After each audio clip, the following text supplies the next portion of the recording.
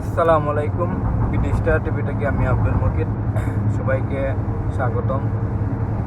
আজকে আমি আপনাকে দেখাবো দুবাই শহরের কিছু বিল্ডিং এবং দুবাই শহরটা দেখতে কেমন লাগে আপনাদেরকে দেখাবো। তো আমি এখন এই মুহূর্তে যে সিনটা আপনারা দেখতেছেন এটা কিন্তু দুবাই শহর। তো আপনাদের কেমন লাগলো জানাবেন, এবং আমি চাই বিডি স্টার টিভিটাকে আপনাদেরকে সর্বোচ্চ সুন্দর সুন্দর জিনিসগুলো দেখানোর চেষ্টা করি। তো আপনারা কমেন্ট করবেন। এবং এই মুহূর্তে যে বিল্ডিংগুলো দেখতেছেন এই বিল্ডিংগুলো হচ্ছে দুবাই শহরের।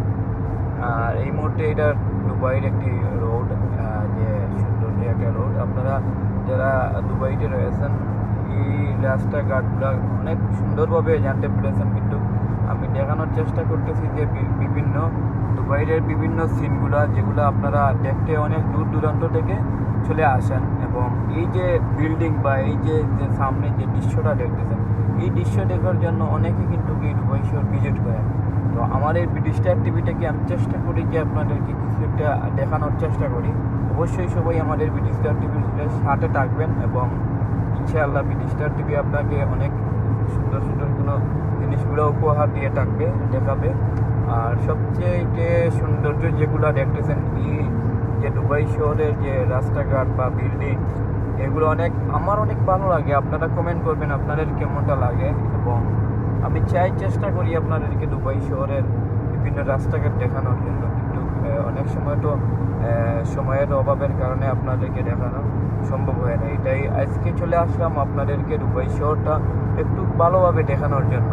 আর বিডি স্টার টিভির সাথে থাকলে কিন্তু অনেক কিছু দেখতে পারবেন আপনারা।